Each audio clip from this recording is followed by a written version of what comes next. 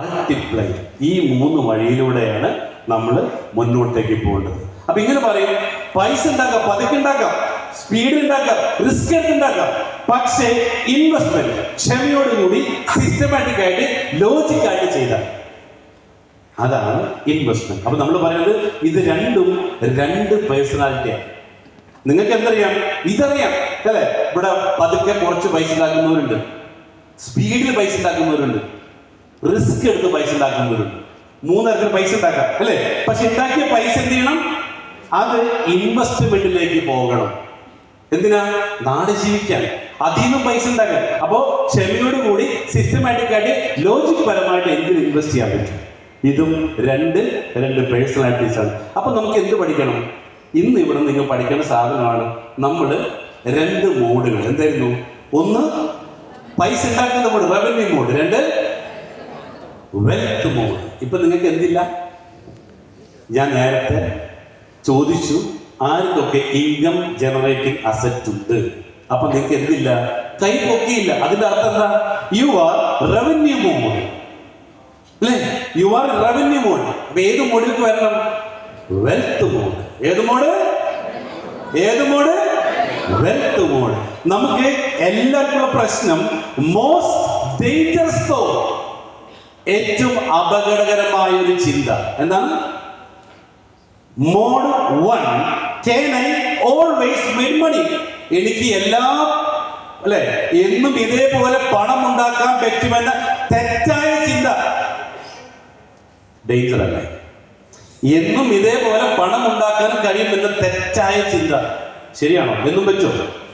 ഇത് കുറച്ച് നാളിൽ അസ്തമിക്കും അല്ലെ? കുറച്ച് നാൾ കഴിയുമ്പോൾ നമുക്ക് പറ്റാത്ത വരും.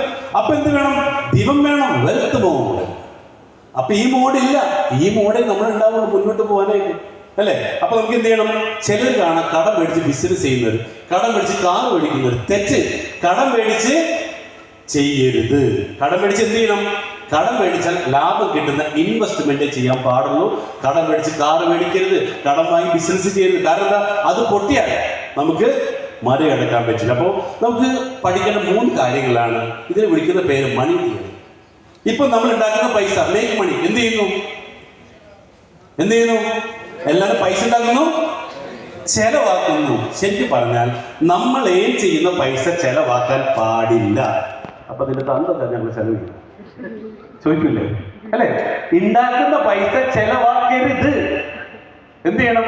ഉണ്ടാക്കുന്ന പൈസ ഇൻവെസ്റ്റ്മെന്റ് ചെയ്തിട്ട് ഇതിൽ നിന്ന് കിട്ടുന്ന പ്രോഫിറ്റ് വേണം ചെലവാക്കാൻ. അപ്പൊ എന്ത് പറ്റും? നമ്മൾ ചെയ്യുന്ന പൈസ ഇവിടെ ഭദ്ര. അപ്പൊ 56 പൈസ അധ്വാനിച്ചു, ഈ പൈസ കൊണ്ട് ഇവിടെ ഇട്ടു, ഇതിന്റെ ലാഭം കൂടി ജീവിച്ചു പോയാലോ? എങ്ങനെ ഉണ്ടാവും? ഞാൻ പറഞ്ഞിട്ടെ, കണക്കൊന്ന് പറഞ്ഞിട്ടെ എങ്ങനെയാണെന്നുള്ളത്. യെസ്. അപ്പൊ നമുക്ക് നോക്കേണ്ടത്, പേര് പറഞ്ഞല്ല, സുനിൽ. ഞാനിവിടെ സുനിലിന് 25,000 രൂപ ശമ്പളം ഉണ്ടെന്ന് വിചാരിക്കും. കൂടുതൽ കുറെ എന്ത് ചെയ്യിക്കോട്ടെ, 25,000 രൂപ ശമ്പളം.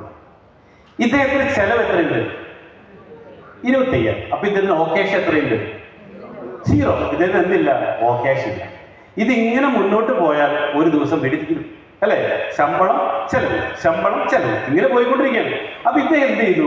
നല്ലൊരു പ്രൊജക്റ്റിനെ കുറിച്ച് അറിഞ്ഞപ്പോ, ഇപ്പൊ ജസ്പീഡ് അറിഞ്ഞ വിചാരിക്കും, ഇവിടെ 10 ലക്ഷം രൂപ ഇൻവെസ്റ്റ് ചെയ്തു. ഓക്കെ, എവിടേക്കാ? ലാൻഡിലേക്ക്, റിസോർട്ടിലേക്ക് ഇൻവെസ്റ്റ് ചെയ്തു. ആവറേജ് 2.5% ഇതിന്റെ മന്ത്ലി റിട്ടേൺ. കൂടാൻ കുറയാം. ആവറേജ് 2%.